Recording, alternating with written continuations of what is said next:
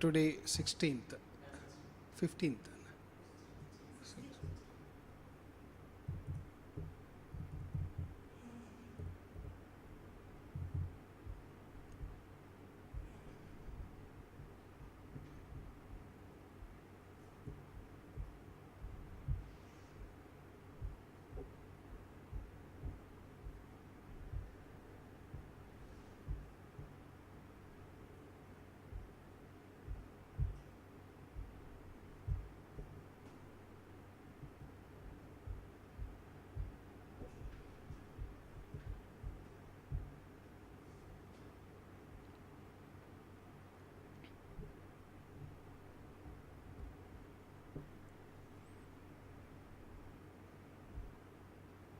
No, it is streaming. No.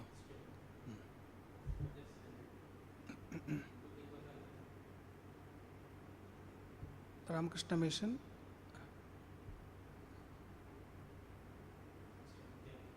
I know, started. Okay. So Swamiji says, what he has done, it is not because of his any powers or anything, but he says it is because of the cheers and goodwill, the blessings that have followed my path in the West from this our very beloved, most sacred, dear motherland. So he is giving benefit to our motherland, not because of me, because of motherland. So I achieved so many things. Some good has been done, no doubt, in the West, but especially to myself, for what before was the result of an emotional nature, perhaps has gained the certainty of conviction and attained the power and strength of demonstration. Formerly I thought, as every Hindu thinks, and as the Honorable President has just pointed out to you, that this is the Punya Bhumi, that is Bharata Bhumi is Punya Bhumi. Just I am recalling, because we will forget. So if we give clarification. The land of karma. Karma means whatever we have done previous life or before, so that we have to work it out. That is karma. Today I stand here and say, with the conviction of truth, that it is so. So saying it is Punya Bhumi, Karma Bhumi is one thing, and with the conviction saying is entirely different. So he is convinced. He saw that what will going to happen in future also, that predictions also we have seen. When those days there was no Wi-Fi, that time he has mentioned Wi-Fi. Now it is Wi-Fi, so many research, 5G, 4G and everything has come. But that time there was no any thought of Wi-Fi. But he said, we can communicate our thoughts to somebody else without any media. Without media, we can communicate with others. That is Wi-Fi. So now scientists and all, they're making research, how much fast can be given. We can transfer our data and our thoughts, all these things. The land to which every soul that is wending its way Godward must come to attain its last home. The land where humanity has attained its highest towards gentleness, towards generosity, towards purity, towards calmness, above all, the land of introspection and spirituality. It is India. See how many adjectives he is giving to the motherland, how much he was loving towards motherland. Now we are seeing how many freedom fighters, they fought to get the freedom back. But the origin, so we can see here, because of these words, his words, so many freedom fighters got inspired, and they fought against the Britishers, and finally we got it. Even he said, I can give freedom now itself, but who are there to digest that freedom? So he was thinking, we are not prepared to get the freedom. Even now we are in such a state, we have all the powers, all the intellectuality, everything in India, but we want somebody should come and rule our country. We can't rule our own country. We will hate ourselves. Our Swami, one American Swami, I think last time I sent one video in our Sarvapriyananji. So he was mentioning, in America, so many students are making strikes, slogans and everything against India. And any other country students are doing that? No. Only why India people, they hate Indians. It is not that other countries, they don't have any problem. They have problem, but why they will not hate their own country? But we are hating ours. So that is one irony, we can say. It is అది ఎలా అంటే ఒకటి మనం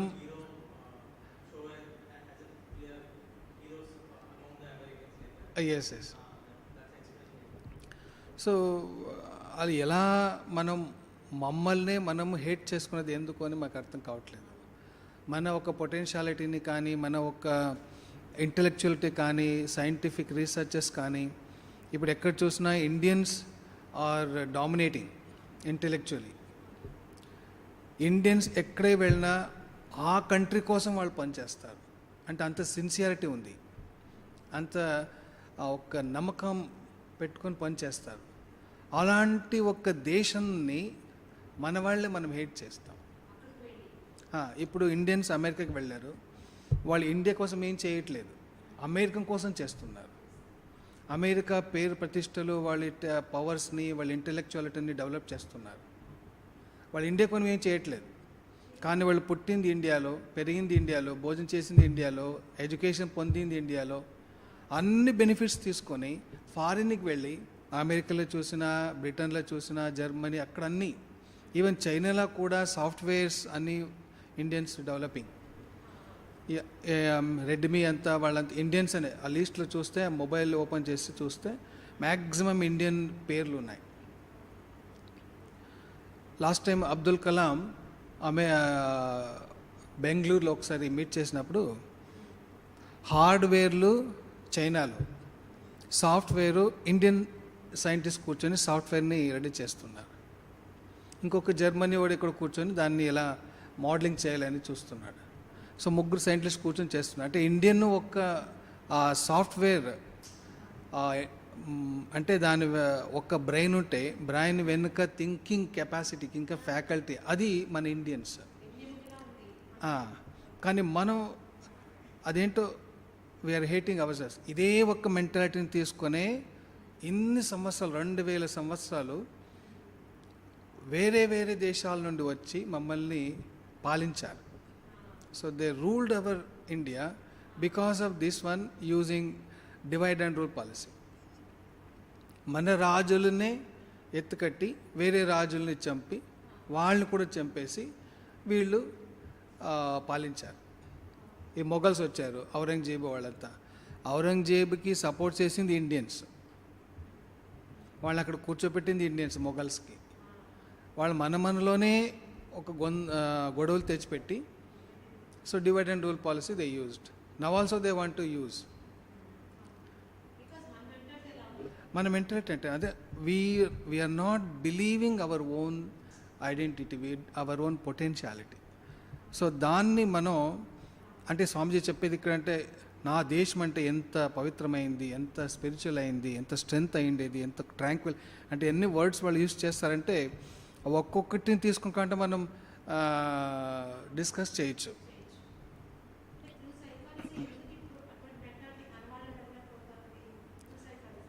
main అదే స్వామి చెప్పారంటే, believe in your self. నీలో నీకు నమ్మకం రావాలి.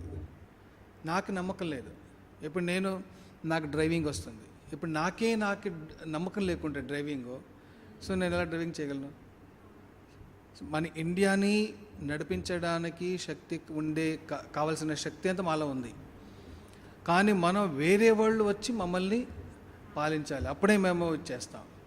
ఇప్పుడు ఏంటంటే ఏదో ఒక కంపెనీ కానీ ఏదో ఒక స్టేట్ కానీ మేము హేట్ చేస్తాం, వాళ్ళ పాలన సరలేదు అని.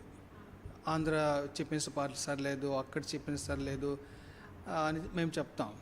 అదే వాళ్ళు వచ్చి నువ్వు చీఫ్ మినిస్టర్ అయ్యి నువ్వు పాలన చేస్తావా అంటే నాకు వద్దు అంట. ఎందుకప్ప గొడవలు అంటారు.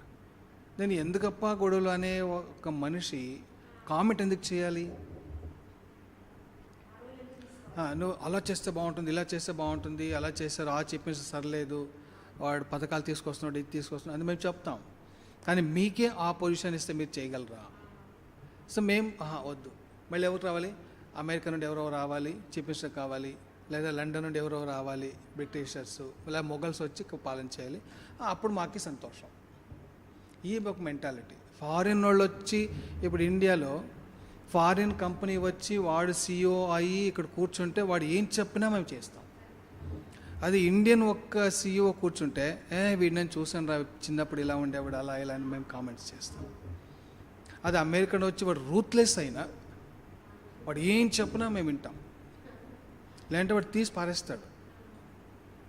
ఆ రెసిగ్నేషన్, ఇంటిమేషన్, నోటీస్ ఏం లేదు, అయినా వాళ్ళ మాటలు మేము వింటాం. కానీ మనం ఎవరో వ్యక్తి కూర్చుంటే సరే వానికి ఏమీ ఒక కెపాసిటీ లేకుండా పోవచ్చు, కానీ వానితో డిస్కస్ చేసి ఇలా చేయాలి, ఇలా చేయాలి అని మనం వాళ్ళతో మాట్లాడి ఒక రీతికి తీసుకోవచ్చు కదా. అది లేదు. మనమంటే ఈ మనవాడు కదా, ఇది యూజ్లెస్ అనే ఒక్క మెంటాలిటీ. కానీ ఇక్కడ స్వామీజీ ఎంత వాళ్ళు ఇచ్చేస్తారంటే gentleness, generosity, purity, calmness, above all land of introspection. We are introspecting ourselves, what faults we have, what really I am, whether body or mind or intellect or spirituality or atma or whatever it may be. So it is India. Hence have started the founders of religions from the most ancient times, deluging the earth again and again with the pure and perennial waters of spiritual truth. అంటే ఒక్కొక్క word వాళ్ళు ఎలా జోడించుకొని వెళ్తారంటే ఇక్కడ నుండి spirituality వెళ్ళింది, ఇక్కడే వాళ్ళు introspection చేసి స్పిరిచువల్ పొంది వాళ్ళు వి డెల్యూజ్డ్ ద వరల్డ్, అంటే we drenched the world with spirituality అని. And other people they drenched with blood, but we drenched the world with spirituality. Hence have proceeded the tidal waves of philosophy that have covered the earth east and west, north and south, and hence again must start the way which is going to spiritualize the material civilization of the world. Here is the life-giving water with which must be quenched the burning fire of materialism, which is burning the core of the hearts of millions in other lands. Believe me, my friends, this is going to be. అంటే ఇలా అవుతుంది అని చెప్తున్నారు.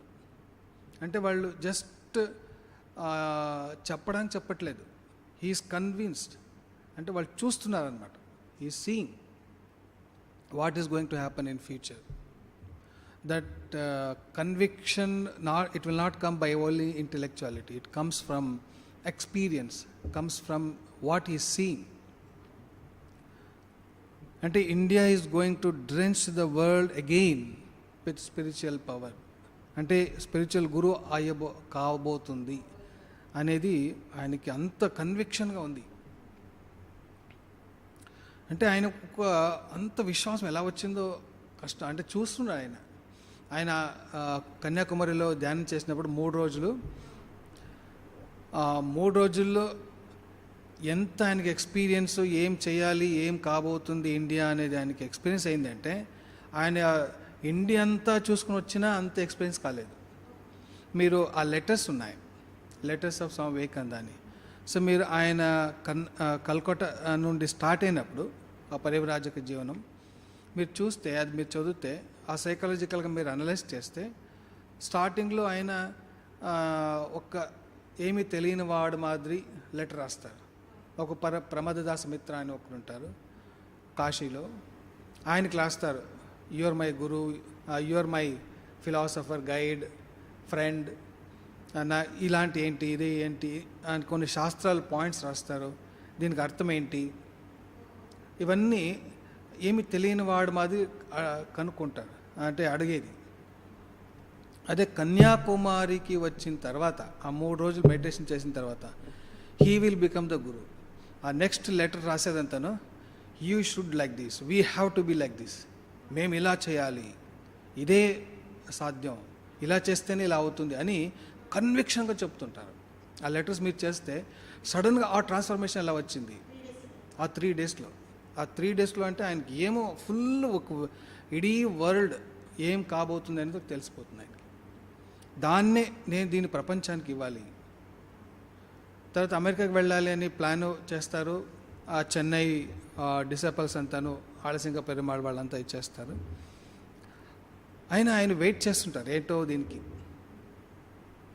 అది హోలీ మదర్కి రాస్తారు, అమ్మాయిలు అందరూ చెప్తున్నారు వెళ్ళాలని, ఇంకా నేనేం డిసిషన్ తీసుకోలేదు అంటే శారదామాత రాస్తారు, నువ్వు వెళ్ళు, గురుమారులు నీతో పాటు ఉంటారు, నేను చూస్తున్నాను, గురుమారులు నీతో పాటు నేను తీసుకెళ్తారు అక్కడికి. సో ఆ లెటర్ చూసి మెరీనా బీచ్ అక్కడ వెళ్ళి క్యాక్లు వేసుకొని డ్యాన్స్ చేస్తారు స్వామీజీ, అమ్మ నాకు పర్మిషన్ ఇచ్చేసింది అని. సో తర్వాత లెటర్ రాస్తారు వాళ్ళు, by the grace of mother have cleared all the oceans అని. అంటే రాముడు కంపేర్ చేస్తారు, రాముడు పర్మిషన్ ఇస్తే హనుమంతుడు అదెన్నో యోజనాలు దాటి వెళ్ళి సీతను కలిశాడు లంకాని. స్వామిజీ చెప్తారు, కానీ అమ్మ ఒక శక్తి నుండి నేను I clear the oceans, 7 oceans, అంటే అన్ని 7 సముద్రాలు నేను దాటుకొని వచ్చేసాను. రాముని కృప నుండి ఒక్క యోజనలు రాటాడు హనుమంతుడు, కానీ నేను ఐ క్లియర్ ద 7 ఓషన్స్ అంటారు. బై 1 లీప్ అంటారు, just 1 leap I cleared all the. క్లియర్గా ఉంది. అంటే ఇంకొకటి ఏంటంటే అమ్మ ఎంత క్లియర్ అంటే ఎవరి దగ్గర మాట్లాడలేదు, కానీ ఏం చేయాలి, ఎక్కడ ఉండాలి, ఎలా రామకృష్ణ మిషన్ నడపాలి అని క్లియర్గా అది ఉంది. సో ఎందుకంటే ఒక ఎగ్జాంపుల్ ఇస్తాను. ఎగ్జాంపుల్ ఏంటంటే వివేకానందలు వాపస్ వస్తారు అమెరికా నుండి. వచ్చిన తర్వాత ఈ ఫ్యామిన్, కల్కట్టాలో ఫ్యామిన్ వస్తుంది, కాలరా వస్తుంది. సో వాళ్ళకంతా భోజనం పెట్టాలి, డబ్బులు లేదు. అప్పుడంటే ఇలాంటి కమ్యూనికేషన్, బ్యాంక్ ట్రాన్స్ఫర్స్ ఇవేమి ఉండలేదు కదా. అంత వెళ్ళి ఇంట్లో వెళ్ళి అడుక్కొని బియ్యం కానీ దానాలు కానీ లేదంటే డబ్బులు కానీ అవన్నీ తీసుకువచ్చి వీళ్ళే పంచిపెట్టాలి. సో బేలుమట్ట ఆ ల్యాండ్ని కొని ఉంటారు, ఇది ఉంటుంది, కొన్ని బిల్డింగ్స్ కూడా చేసి ఉంటారు. వాళ్ళు చెప్తారు, we will sell away this land, ఆ వచ్చిన డబ్బుల్ని పంచిపెడదాం వివేకానంద చెప్తారు, తీసుకుంటారు, చెప్తారు అమ్మేసేయండి ఈ ల్యాండ్ని, ఈ వచ్చిన డబ్బుల నుండి మనం ఈ పేదవాళ్ళకి భోజనం. అంటే వాళ్ళకి అంత ఈజ్ ఫీలింగ్ ఫర్ పూర్,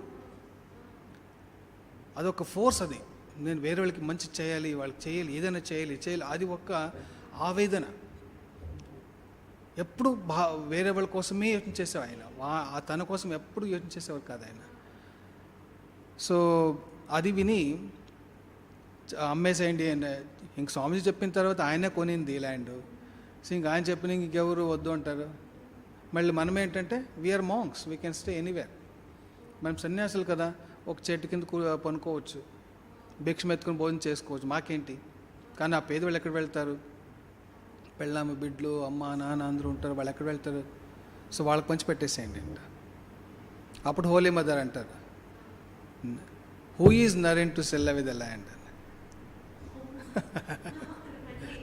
కొనింది నరనే అయినా అమ్మ చెప్తారు, వాడెవడు కొనడా అమ్మడానికి, నా బిడ్డలు అక్కడ ఉంటారు, నా బిడ్డల కోసం నాకు కొనే అది వచ్చిండేది, వాడేం కొనేది, వాడేం అమ్మేది అని.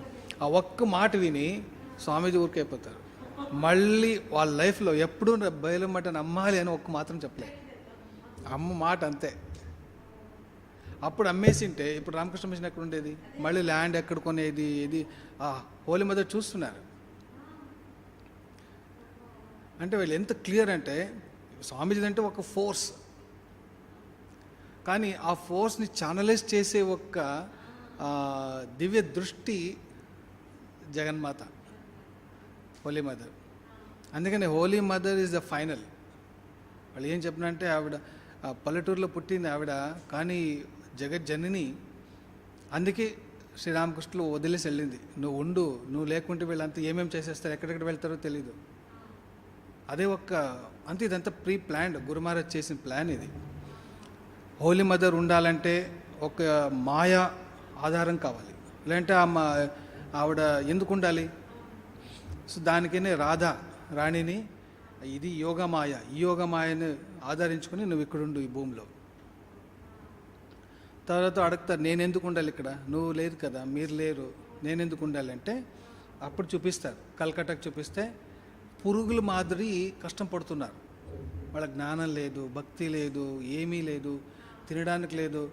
ఇలాంటికి వాళ్ళకి ఏమీ చేయకుండా నువ్వు అలాగే వెళ్ళిపోతావా, వచ్చి అలాగే వెళ్ళిపోతావా అని పర్పస్ చెప్తారు.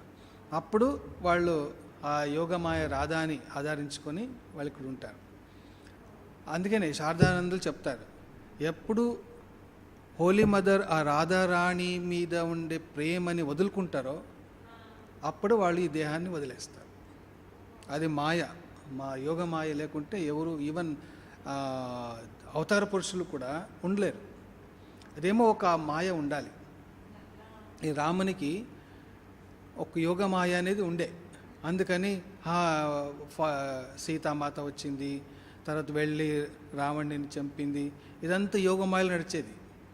ఎప్పుడు ఆ సీతామాత భూమిలోకి వెళ్ళిపోతుందో అప్పుడు యమధర్మరాజుడు వస్తాడు, వచ్చి చెప్తాడు, రామా నువ్వేం చేస్తున్నావు, నీది అయిపోయింది కదా, నీ కార్యక్రమం అయిపోయింది, నీ అవతార కార్యం అంతా అయిపోయింది, నువ్వు వెళ్ళొచ్చు, నువ్వు మహావిష్ణువు అక్కడ అంతా వెయిట్ చేస్తున్నారు, సీతామాత అక్కడ మహాలక్ష్మి అయ్యి ఉంది అన్నప్పుడు జ్ఞానం వస్తుంది.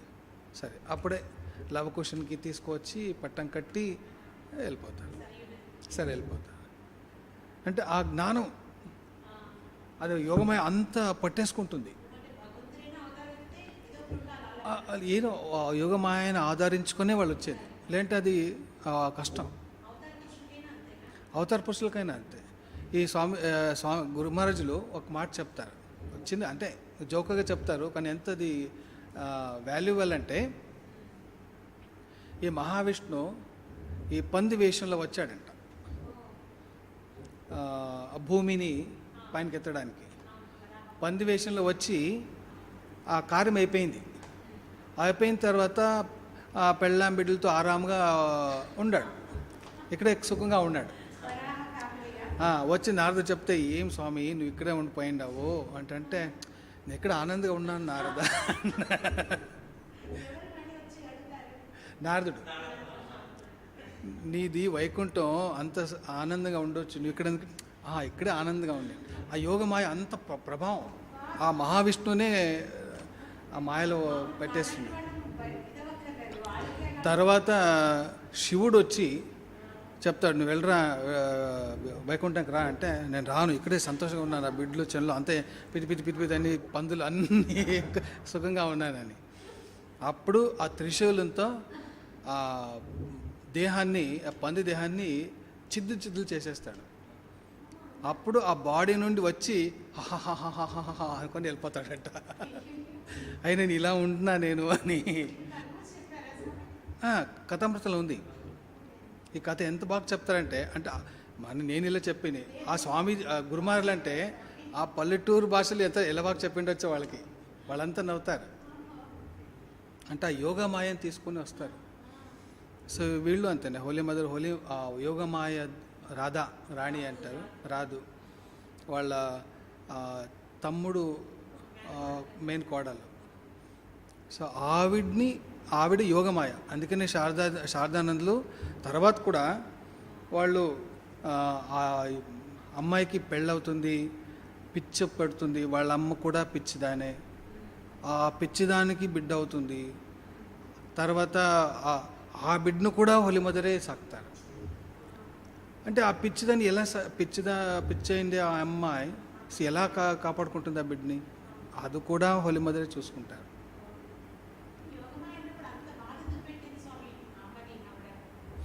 అలా బాధ పెట్టుకుంటే ఉండరు. ఇప్పుడు మనకెంతనే మన కష్టాలు అవి ఇవి సుఖాలు ఉంటాయి మన జీవితంలో.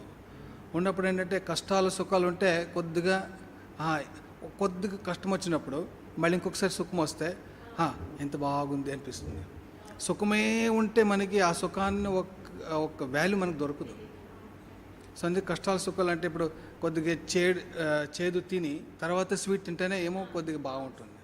అదే మేము స్వీటే తింటుంటే దానికి వాల్యూ మనకి తెలియదు. అవును, విష్ణు చూడండి కృష్ణుడు ఎన్ని కష్టాలు పడ్డాడు, రాముడు ఎన్ని కష్టాలు పడ్డాడు. అంటే మనం ఏంటంటే 14 సంవత్సరాలు వనవాసం అని చెప్తాను. 14 సంవత్సరాలు వనవాసం అంటే మనము ఒక్క దినం అడవిలో వెళ్ళి ఉంటే మాకు తెలుస్తుంది అది ఎంత కష్టమని. అప్పుడు ఇలాంటి రోడ్లు ఉండేవి కాదు, అడవిలో రోడ్డు లేదు, ఏమీ లేదు, దండకారణ్యం. సో దండకారణ్యంలో నడుచుకుంటూ వెళ్ళాలి అంటే భార్యను తీసుకొని ముళ్ళులు, దాంట్లో భర్తడు వెళ్ళే చెప్పులు కూడా తీసుకొచ్చేసాడు. నీ కొద్ది చెప్పులు నాకు ఇచ్చేయని పాదకాలు. వానికి సామభక్తి, కానీ స్వామికి ఏమి ఇప్పుడు నడుచుకుంటూ వెళ్ళాలి అడవుల్లో, ముళ్ళులు కరాళ్ళు ఏమేమి ఉంటాయి. నైట్లు ఎక్కడ ఉండాలి, ఒక్క నైట్కైనా ఒక్కొక్క ఇల్లు కట్టే ప్రొటెక్షన్ తీసుకుంటామే కాదు. ఎక్కడో చెట్ల కింద ఎక్కడెక్కడ పొనుకునేవారు, మళ్ళీ ఎక్కడో ఒక్క ఇల్లు కట్టుకొని జండకార్యంలో ఒక ప్లేస్లో ఉండ్రి కొన్ని రోజులు. కానీ ప్రతిరోజు వాళ్ళు ఎలా చేసేవారు భోజనం కానీ. సో ఇది మనం ఒక్కొక్క రోజుని మేము తీసుకుంటే ఎంత కష్టపడ్డారు రామకృష్ణులు. ఇప్పుడు హోలీ మదరు మీరు దక్షిణేశ్వరం చూసారేమో. గురు మహారాజ్ది ఎక్కడైతే ఇక్కడ నుండి కొద్ది దూరంలోనే 6 యాంగిల్స్గా ఉంది ఆ రూమ్. అది ఆ రూమ్లో ఇక్కడ పనుకుంటే కాళ్ళు అక్కడ తగులుతుంది గోడకి. అంత చిన్నది, ఇంతే రూమ్. మీరు చూసండి మీకు ఆశ్చర్యం అవుతుంది. ఆ రూమ్లోనే ఉండేవారు. పొద్దున్నే వాళ్ళు ఏమైనా స్నానం చేయాలి, బాత్రూమ్కి వెళ్ళాలి, అది చేసుకుంటే పొద్దున్నేనే. మళ్ళీ సాయంత్రం నైట్ అందరూ వెళ్ళిపోయిన తర్వాత బయటకు వచ్చేవారంట. అది గురుమారు వచ్చి నువ్వు ఇంట్లోనే రూమ్లోనే ఉంటావు కదా, సో నువ్వు వెళ్ళు, కొద్దిగా అక్కడెక్కడ చుట్టేసుకునిరా అని లక్ష్మికి చెప్పి తీసుకెళ్ళు పిన్నమ్మని అని చెప్పి చెప్పేవారంట. అంటే అదే రూమ్లోనే ఉండేవారు వాళ్ళు పాపం. మళ్ళీ ఇంక లక్ష్మి కూడా చుట్టూనే ఉండేది. మళ్ళీ ఇంకా గౌరీమానో యోగమానో వస్తే ఆవిడ కూడా అక్కడ పనుకునేవారు ఆ చిన్న రూమ్లో. దాంట్లో భోజనం కావాల్సింది అది ఇది అన్నీ అక్కడే వంట పైనంతా వేలాడేసి కట్టుకొని కూర్చుండేదంట. అన్నీ వెజిటేబుల్స్ కానీ అవన్నీ ఎంత కష్టపడ్డారు. సో ఇవన్నీ అందరూ కష్టపడ్డారు, ఎవరు కష్టం పడలేదని కాదు. కానీ అది యోగమాయ అనేది దాంట్లో ఉంటారు వాళ్ళకంటే ఇమ్మీడియట్గా వాళ్ళకి అర్థమవుతుంది అన్నమాట. ఇదంతా మాయా అని ఒక జ్ఞానం ఉంటుంది వాళ్ళకి, అవేర్నెస్ ఉంటుంది. రామకృష్ణుల కంటే క్యాన్సర్ ఉండి అంత పెయిన్ మాట్లాడకేయలేదు, కానీ మూమెంట్లో వాళ్ళు సమాధికి వెళ్ళిపోయేవారు. అప్పుడు వాళ్ళకి పెయిన్ కానీ నొప్పి ఏమీ ఉండేది కాదు, ఆ అవగాహన అనేది ఉండేది కాదు. He was in bliss. Mahapurush Maharaj last డేస్లో రూమ్లో ఉంటారు. స్వామీజీస్ రూమ్ ఉంది పైన, ఆ పక్కలోనే వాళ్ళు ఉండేవారు పైన మట్ ఆఫీస్ దగ్గర. ఒకడు ఫారిన్ లేడీ వస్తారు మహాపురుష్ మహారాజ్ కలవాలి అని. వస్తే వెళ్తారు పైనకి, మీరు వెళ్ళండి అంటారు. వెళ్ళి చెప్తారు he suffering diabetes and is old age అని. సో వెళితే చూసి వచ్చేస్తారు. వచ్చి see how much suffering is physical అంటే no, is not suffering, is in bliss అంటారు ఆ లేడీ. అంటే ఆ స్పిరిచువల్ ఒక ఆనందం ఉంటే ఏ ఫిజికల్ ఏమేమి కష్టాలు ఉంటాయి అవన్నీ అంత ఎఫెక్ట్ ఉండదు. కానీ కష్టాలు ఉంటుంటాయి, ఆ ప్రారంధము అనేది ఉంటుంది. సో హోలీ మదర్ ఆ యోగమాయని అంటే ఆధారంగా పెట్టుకొని ఉండేవాళ్ళు. సో స్వామీజీ చెప్పేది అదే, ఆ ఒక్క అమ్మ ఒక్క లెటర్, ఆ ఒక్క ఆశీర్వాదం, ఐ క్లియర్డ్ 7 oceans అంటారు. సో అప్పుడు వెళ్తారు. సో నెక్స్ట్ ఇదేంటంటే, so much I have seen and so far those of you who are students of the history of races are already aware of this fact, the debt which the world owes to our motherland is immense. అంటే దానికి మళ్ళీ details ఇస్తారు. అంటే world is వాళ్ళు మాకి ఇవ్వాల్సింది చాలా ఉంది, అంటే మేము అంత ఇచ్చాం ప్రపంచానికి. Taking country with country, there is not one race on this earth to which the world owes so much as to the patient Hindu, the mild Hindu. అంటే కొద్దిగా and here using mild Hindu, patient Hindu.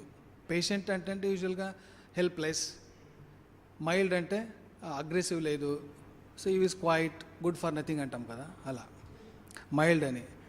దానికి పేషెంట్ హిందూ, మైల్డ్ అంటే మేము ఎవరి మీదనూ యుద్ధం చేయలేదు, వేరే వాళ్ళు యుద్ధం చేసినా మేము ఊరికే ఉన్నాం. కానీ what this patient Hindu, mild Hindu have the power అని నెక్స్ట్ చెప్తాను. దాన్ని యునైటెడ్ కాంబల్ చెప్తారు. Again and again is using that word. See the world owes so much as to the patient Hindu, the mild Hindu. First stop అయిన తర్వాత మళ్ళీ చెప్తారు, the mild Hindu sometimes is used as an expression of reproach, helplessness, reproach అని use చేస్తాం mild Hindu అంటే. But if ever A reproach concealed a wonderful truth, ఆ మైల్డ్నెస్ ఉండేది. ఎవరో ఒకరు సన్యాసులు వాళ్ళంతా ఎవరిని హారం చేయరు, కొట్టరు, తిట్టరు, కానీ దాని వెనుక ఒక ట్రూత్ పొటెన్షియాలిటీ ఉంటుంది. ఇండియా పాకిస్తాన్ ఎంత టెర్రరిస్టులు పంపించినా ఇండియా ఎప్పుడూ వాళ్ళ మీద యుద్ధం చేయలేదు. కానీ వాళ్ళే పంపిస్తుంది, ఇక్కడ వచ్చిన వాళ్ళు కొడతాం, అది వేరు. కానీ మేము వాళ్ళకి యుద్ధం చేయలేదు. కానీ అలాంటి కాదు India, it is useless, it is not fighting, don't have power అని కాదు. దాన్ని మైల్డ్ హిందూ అని వాళ్ళు ఎక్స్ప్రెస్ చేస్తారు.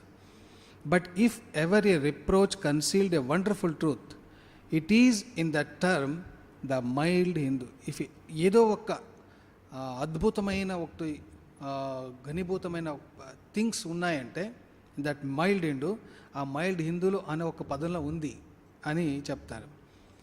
దానికి నెక్స్ట్ చెప్తారు ఆ అద్భుతమైన ట్రూత్స్ ఏంటి, what is potentiality. Who has always been the blessed child of God. భగవంతుని యొక్క పుత్రుడు, బిడ్డ, అదే నిజమైన ఇది. మైల్డ్గా ఉంటుంది కానీ భగవంతుని బిడ్డ అది, blessed child of God. Civilizations have arisen in the parts of the world in ancient times and in modern times. Great ideas have emanated from strong and great races. అంటే పెద్ద పెద్ద నేషన్స్ వచ్చాయి, గ్రేట్ మిలిటరీ ఫెసిలిటీస్ అన్నీ వచ్చినాయి, civilisations వచ్చాయి. In ancient and in modern times, wonderful ideas have been carried forward one race to another. In ancient and in modern times, seeds of great truth and power has been cast abroad by the advancing tides of national life. But mark you, my friends, it has been always with the blast of war trumpets and with the march of embattled cohorts. అంటే పెద్ద పెద్ద దేశాలు వచ్చాయి, పెద్ద పెద్ద powerful invasions, civilisation ఇంకొక nation మీద civilisation force చేసి ఇచ్చేసారు, కన్వర్షన్ ఇప్పుడు చేస్తున్నారు, అది ఇది. సో ఇంత చేసిన that is because of using the battle field. Trumpets అంటే బ్యాటిల్లో ట్రంపెట్ యూస్ చేస్తారు కదా. సో ఆ ఒక్క బ్యాటిల్స్ నుండి వాళ్ళు ఫేమస్ అయ్యారు. కానీ India it is not like that. దాన్ని నెక్స్ట్ చెప్తారు. So what India has done to the world. Each idea had to be soaked in a deluge of blood. So వాళ్ళ ఐడియాస్ స్ప్రెడ్ చేసింది, మంచిది కానీ చెడ్డది కానీ, అదంతా by blood. Each idea had to be soaked in the deluge of blood.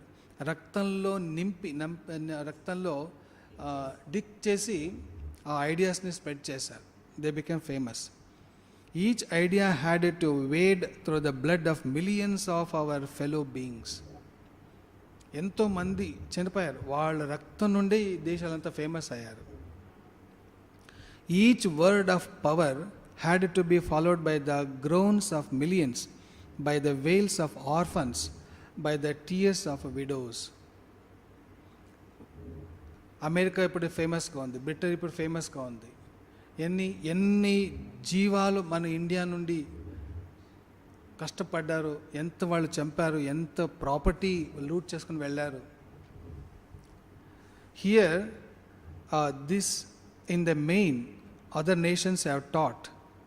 అంటే ఇవన్నీ spread చేసింది, ఇవన్నీ ఇలా విడోస్, టీయర్స్ ఇవన్నీ చెప్తారు.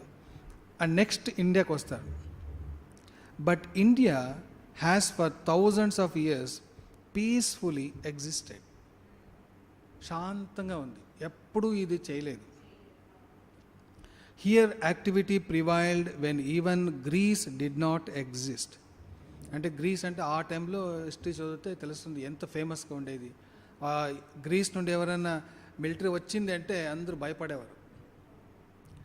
వాళ్ళు గ్రీస్ అనేది దేశమే లేకున్నప్పుడు కూడా ఇండియా ఉంది. అంటే అప్పుడు యాక్టివిటీస్ ఉండేవి. When Rome was not thought of, అంటే ఆ ఐడియానే ఉండలేదు రోమ్ అనేది. రోమ్ అంటే చాలా ఫేమస్, ఇప్పుడు రోమ్ ఏం లేదు. When the very fathers of the modern Europeans lived in the forest and painted themselves blue. అంటే ఆకలి కప్పుకొని ఉండే టైంలో బ్రిటిషర్స్, మా India it is a developed country. Even from then until now ideas after ideas have marched out from here. ప్రతి సారీను India నుండేనే ideas వెళ్ళినాయి. స్పిరిచువల్ కానీ గ్రేట్ ఐడియాస్ కానీ ఇండియా నుండే వెళ్ళింది. బట్ ఇండియా ఎప్పుడూ యుద్ధం చేయలేదు. వాళ్ళు యుద్ధం చేశారు, స్ప్రెడ్ చేశారు, కానీ నెక్స్ట్ చెప్తారు వాళ్ళు అవి ఇప్పుడు ఏమీ లేవు. వాళ్ళ దేశాలు లేకున్నప్పుడు కూడా ఇండియా స్ప్రెడ్ చేసింది.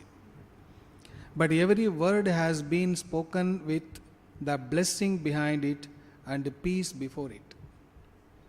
ప్రతిసారి మేము వేరే దేశాల మీద కాంకర్ చేసినా అది పీస్ఫుల్ బ్లెస్సింగ్స్ నుండి, blessings behind and peace before. ఇవి వాళ్ళు చెప్పింది లెక్చర్ ప్రిపేర్ చేసుకొని కాదు, నేను ఇప్పుడు చదువుతున్నాను, కానీ ఆయన ఆన్ ద స్పాట్ ఎక్స్టెంపర్ ఈ వర్డ్స్ని ఎలా వాళ్ళు ఒక ముత్యాలు ఒక మాల మాదిరి రాసుకొని వెళ్తారు. ఇప్పుడు మేము ఎంత స్టడీ చేసినా తక్కువే. We of all nations of the world have never been a conquering race, and that blessing is on our head, and therefore we live. ఆ ఒక్క బ్లెస్సింగ్ మాలో మా మీద ఉంది. ఎప్పుడు ఇంత మేము స్ప్రెడ్ చేసిన దేశాలు అనే పెద్ద పెద్ద దేశాలు లేనప్పుడు, ఇండియా అంత ఫేమస్ అయినప్పుడు కూడా మేము ఏ దేశం మీద కూడా యుద్ధం చేయలేదు. మేము ఏం చేసినా, ఏం స్ప్రెడ్ చేసినా with peace and tranquility and blessings. That is India. That's why India is blessed land. అంటే ఒక్కొక్కటి ఎట్ట తీసుకొస్తారంటే ఫస్ట్ ఇంట్రడక్షన్ ఇస్తారు, తర్వాత ఎలాబరేట్ చేసుకుంటూ వెళ్తారు. So why India is blessed.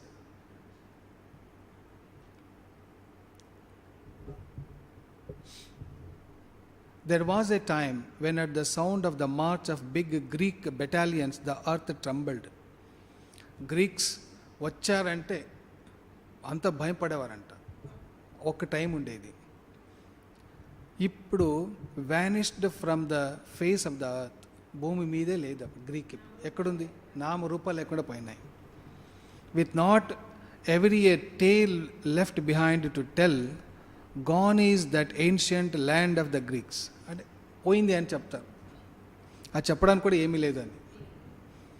There was a time when the Roman eagle floated over everything worth having in this world. అంటే ప్రపంచంలో ఏమేమి ఉన్నా అంతా లూట్ చేసుకుని వెళ్ళిపోయారు Romans.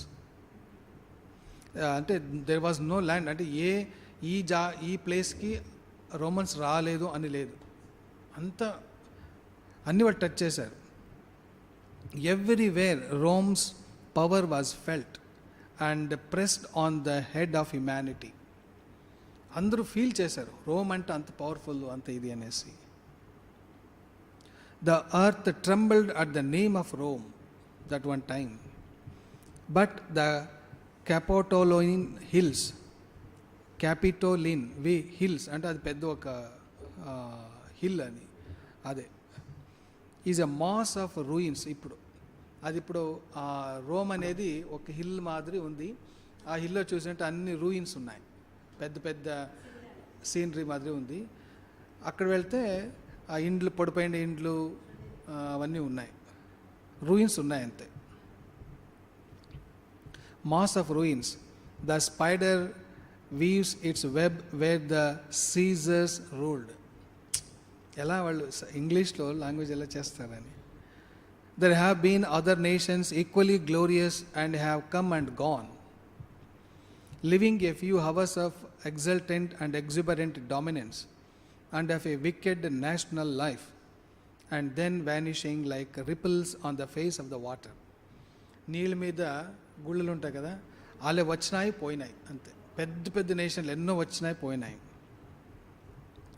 Thus have these nations made their mark on the face of humanity, but we live.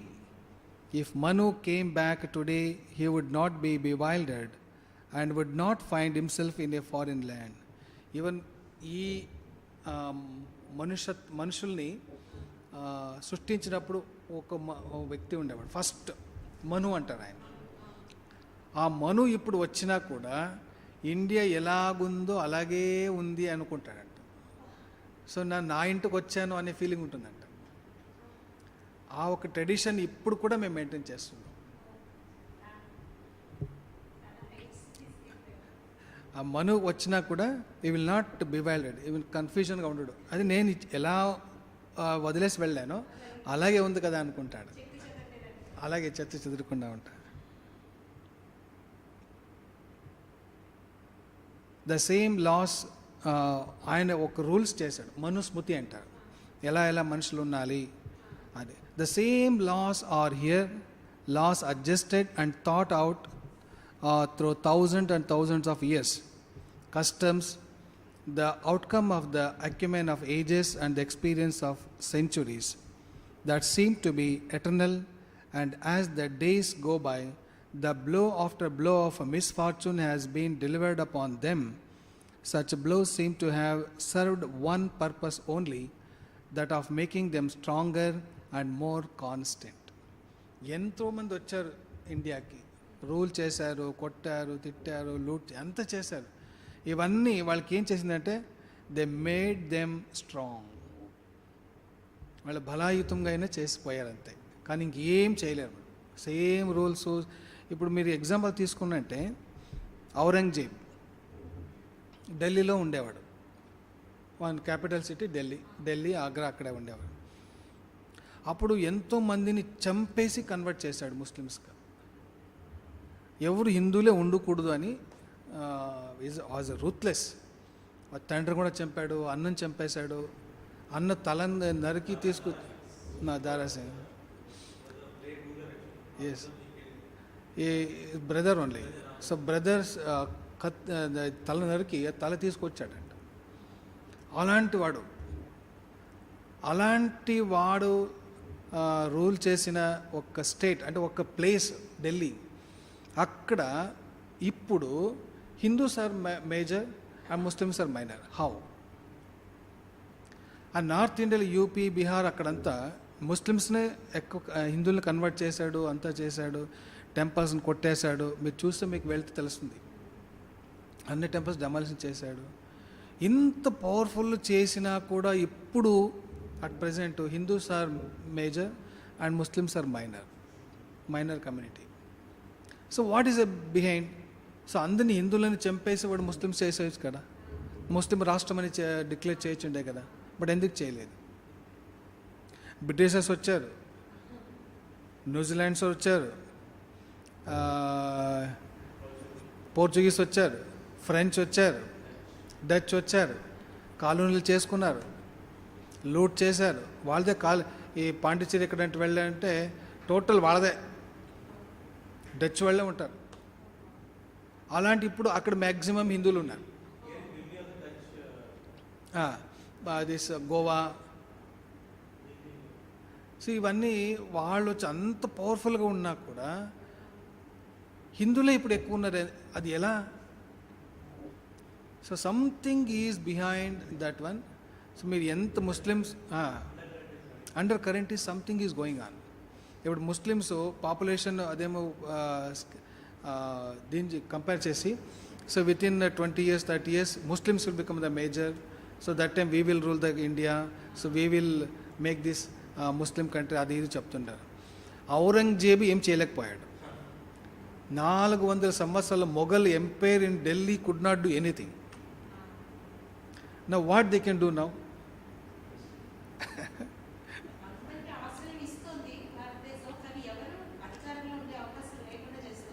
అదేదో ఒక power ఉంటుంది. ఇప్పుడు ఇది ముస్లిం కంట్రీస్ ఎక్కడ మెక్కా మదీనా ఉందో, అబుదాబి అంటారు, అక్కడ ఒక హిందూ టెంపుల్ కట్టడానికి పర్మిషన్ ఇచ్చారు, కడుతున్నారు Akshardham. So what it may be that Hindu temple. So అక్కడ maximum around now more than 20-25% people are Hindus. అంటే బయట పూజ చేయకూడదు, బయట అది రిలీజియస్ ఇవేమి చేయకూడదు, ఓన్లీ ముస్లిం కంట్రీ అని చెప్తున్నారు. They can do, but slowly Indian people are going and occupying. Doctors కానీ, ఇంజనీర్స్ కానీ, అక్కడ పని మనుషులు కానీ అంత ఇండియన్స్. అబుదాబిలో without Indians they can't run. ఇప్పుడు స్వీపింగ్ చేయాలి, హిందువులేనే, ఇండియన్స్. వస్తుంది. అండ్ రాణి అక్కడుండే క్వీన్ మురారిబాబు వెళ్ళినప్పుడు ఆ రామచరిత మానస్ పుస్తకాన్ని తల మీద మోసుకొని తీసుకొచ్చింది. రామచరిత మానస్ ఒక వారమేమో చేశారు మురారిబాబు. ఆయన చాలా ఫేమస్ నార్త్ ఇండియాలో. సో ఆయన క్లాస్కి, ఆయన స్పీచ్కి ఆవిడ తీసుకొచ్చింది. అది వీడియో ఉంది యూట్యూబ్లో, మీరు చూసవచ్చు. రీసెంట్గా క్రిస్టియన్ చర్చిలో అక్కడంతా గణేషన్ ఇది మోసుకొని వెళ్తారు దాంట్లో. And that means is mingling all the religions, there intermingling. అదే శ్రీరామకృష్ణ చెప్పింది, all religions are path to same goal. అది వస్తుంది అది. So whatever any cricket people they may do, but they will realize their own strength, their own potentiality, their own real nature. వాళ్ళ నిజమైన వ్యక్తిత్వం ఏంటి, నిజమైన అస్తిత్వం ఏంటి, అది మెయిన్ యాక్చువల్లీ ఆధ్యాత్మికం. అది Swami Vivekananda చెప్పేదంటే religion is realisation. వాడు హిందూ కావచ్చు, ముస్లిం కావచ్చు, క్రిస్టియన్ కావచ్చు, ఎవరైనా కావచ్చు, కానీ ఆధ్యాత్మికత అది ఎక్కడుంది? ఇండియాలో ఉంది, our mother land. So anybody who wants to clear his karmas, they have to come to India. బుద్ధుడు పుట్టింది నేపాల్లో, కానీ సాక్షాత్కారం చేసుకుంది ఇండియాలో. క్రిస్తుడు కూడా పుట్టింది అక్కడ జెరూసలేం, కానీ ఇండియాకి వచ్చి Jesus Christ. So he came to India, he met Puri Jagannath pandits and all, and he stayed in Himalaya అని ఉన్నాయి. 6 సంవత్సరాలు 7 సంవత్సరాలు వెళ్ళిపోయాడు, ఎవరికి తెలియదు ఎక్కడ వెళ్ళాడని. తర్వాత after 35 years is came to that Jerusalem. So ఆ టైంలో ఆయన ఎక్కడ వెళ్ళాడు? ఆల్మోస్ట్ 30 years ఎవరికి తెలియదు. So he came to India. He practiced the spiritual practices. ఇవన్నీ అభేదాంజీ మహారాజ్ బుక్లో కూడా ఉన్నాయి. కొన్ని బుక్స్ కూడా రిలీజ్ అయినాయి ఎక్కడెక్కడ వచ్చి.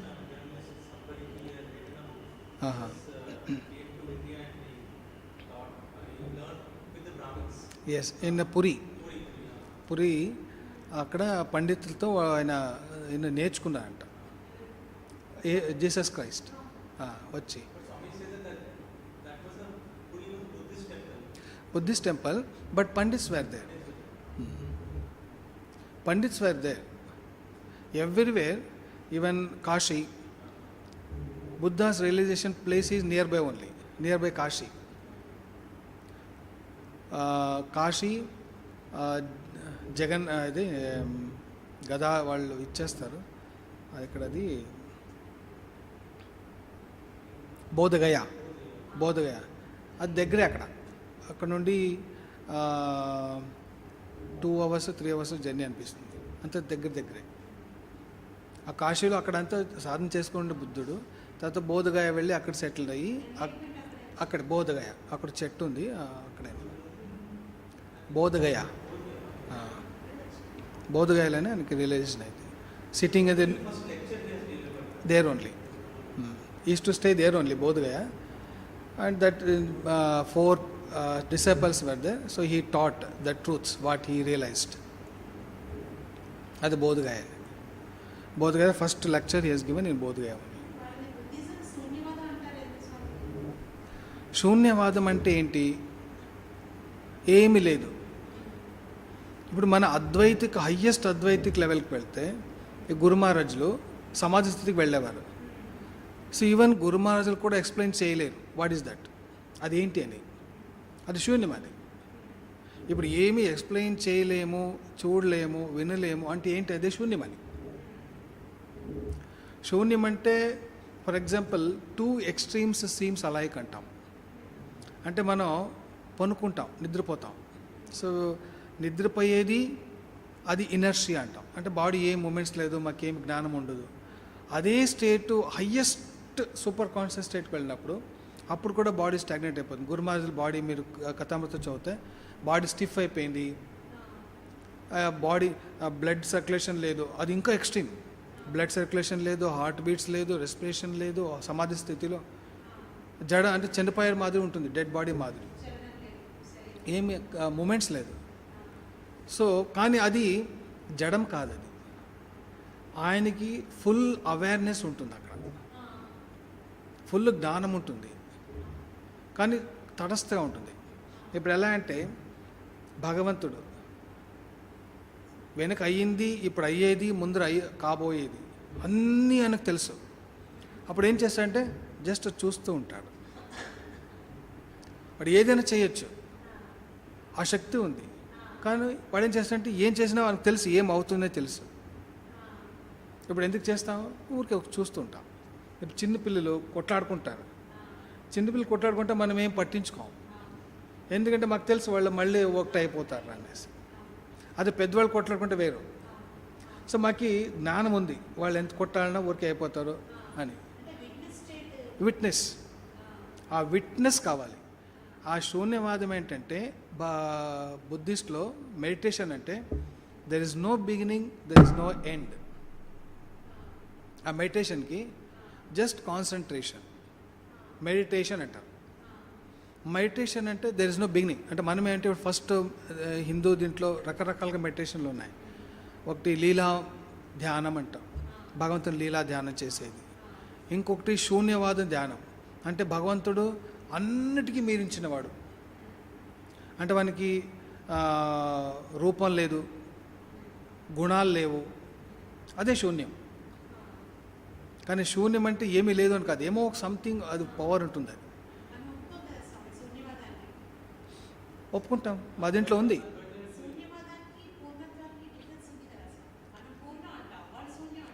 ఇప్పుడు పూర్ణం అంటే ఏంటి? అంతా ఉంది అని. ఇప్పుడు అంతా ఉన్నప్పుడు పూర్ణమని చెప్పేవాళ్ళు ఎవరు? ఎవరు లేరు అక్కడ. పూర్ణమని చెప్పేవారు లేరు, పూర్ణమనే ఒక స్థితి కూడా లేదు. ఎందుకంటే అంతా it is whole thing is one identity, infinity, same thing, infinity divided by any number, it is infinity only, infinity only, అంతా అదేనే. ప్రపంచం అంతా భగవంతుడు అన్నప్పుడు ఇప్పుడు మనం భగవంతుని వదిలేసి భగవంతుడు ఇలా ఉంటాడో ఎలా చెప్పగలం? నేను భగవంతుల్లో ఒక్క అంశం. శూన్యం అని చెప్పలేము, పూర్ణమంటం చెప్పలేము. ఆ స్థితిని ఎవరు ఏం చెప్పలేరు. శ్రీరామకృష్ణ దానికి చెప్తారంటే అది ఉచ్చిష్టము కాదు అంటారు. అంటే అది నాలుక నుండి టచ్ చేసి చేయనిది ఒకే ఒక్క థింగ్ అంటే అది భగవంతుడు అంటారు. ఇప్పుడు వరకు ఏ బుక్స్లు కానీ ఎవరు కానీ దాన్ని ఎక్స్ప్లెయిన్ చేయలేదు. ఆ దర్శనం అయిన తర్వాత ఆయన అక్కడే చెప్తారు, అంటే చిన్న చిన్న కథల్లో చెప్తారు. గోడ ఎక్కాడంట, అక్కడ ఎవరు ఆనందంగా ఉండారని చూసి జంప్ చేశాడంట.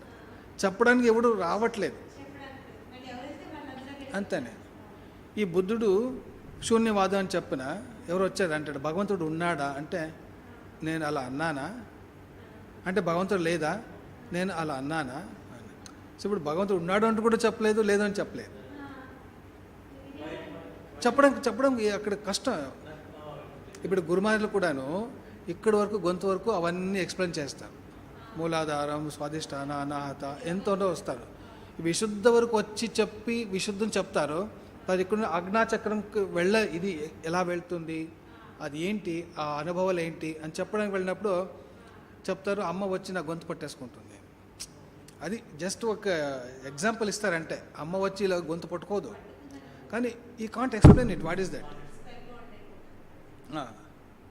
ఇప్పుడు ఒక గుడ్డివాడు ఉంటాడు, గుడ్డివాడికి పాలు ఎలా ఉంటుందంటే ఎలా ఎక్స్ప్లెయిన్ చేస్తారు?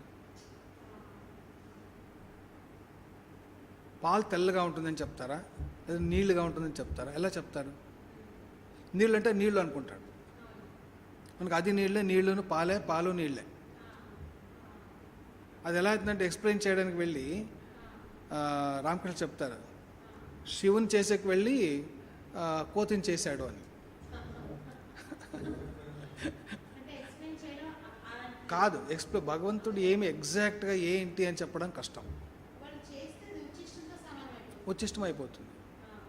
ఇంకోటి అది కష్టం. అది ఇప్పుడు ఏమైనా that's why God is not expressible, not explainable, not exposable, but only experienceable. Only we can experience. అనుభవించవచ్చు. ఇప్పుడేమో రసగుల్లా తింటాం, ఆ రసగుల్లా ఎలా ఎక్స్ప్లెయిన్ చేస్తారు? చాలా బాగుంది అంటాం. చాలా బాగుంది అంటే ఏంటి? అదే స్వామీజీ చెప్తారు ఒకటి, ఆ భగవంతుడు ఎలా ఉంటాడంటే ఒక చెంపదెబ్బ ఇస్తాడు.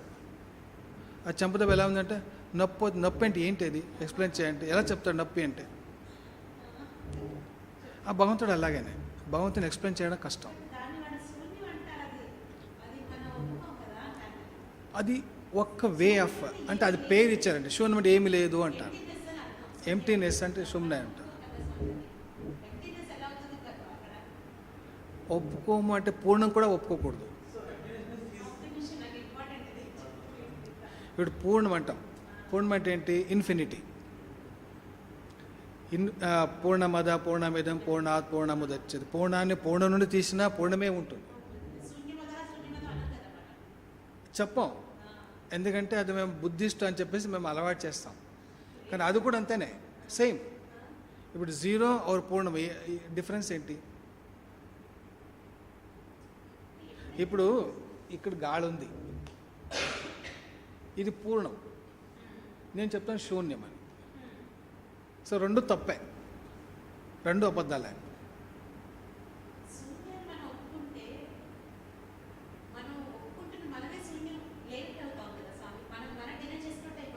ఇప్పుడు మనం అంటే మనం ఎవరు? ఈ బాడీనా, కళ్ళ, చేతుల, ఏంటి? ఇంటలెక్టా, మైండా? ఏమీ కాదు. దానికి వెనక ఏదో ఒకటి ఉంది. ఈ బాడీని నడిపించే ఏదో ఒక శక్తి ఉంది. ఇప్పుడు నేను కోమా స్టేట్లో ఉన్నప్పుడు బాడీ స్మెల్ రాదు, బ్లడ్ సర్క్యులేషన్ అంతా అవుతుంటుంది, కానీ నాకు ఏమి జ్ఞాపకం ఉండదు. చేతులు కాళ్ళు అంతా నరికి పారేసిన నాకేం జ్ఞాపకం ఉండదు, కానీ నేను బతుకుంటాను కదా. సేమ్ స్థితి, సేమ్ నా బాడీ, డెడ్ బాడీ ఉన్నప్పుడు కూడా అదే స్థితి, కానీ వితిన్ 8 అవర్స్లో స్మెల్ వచ్చేస్తుంది. So what is the difference? ఆ గుండె కానీ ఆ బ్లడ్ సర్క్యులేషన్ కానీ ఏమో నడిపేది ఏదో ఒక శక్తి ఉంది, అది ఇప్పటి వరకు కనిపించలేదు ఎవరికి.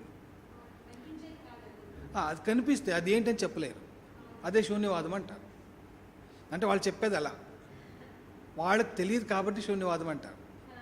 బుద్ధుడు శూన్యవాదం చెప్పలేదు. వాళ్ళు చెప్తారు, శూన్యవాదం చెప్తారు. ఎందుకంటే బుద్ధుడు ఎప్పుడు అడిగినా భగవంతుడు ఎలా ఉంటాడన్నా ఊరికే కూర్చున్నాడు అంట.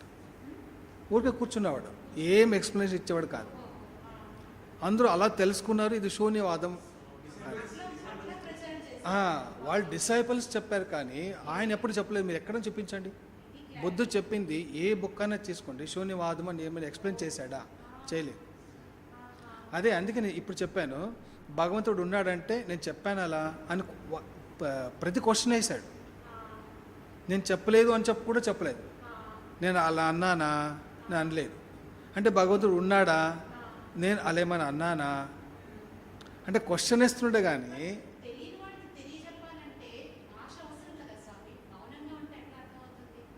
వాడు చెప్పాడు, బీ గుడ్ డూ గుడ్ అన్నాడు. నువ్వు మంచిగా ఉండు, వీళ్ళకి మంచి చెయ్యి, అంతే చెప్పాడు.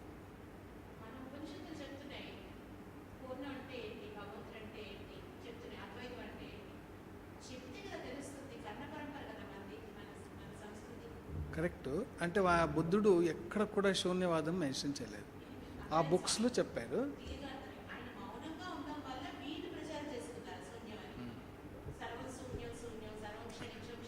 ఇది క్లాస్ చేసిన తర్వాత మాట్లాడదాం. ఓం శాంతి శాంతి శాంతి.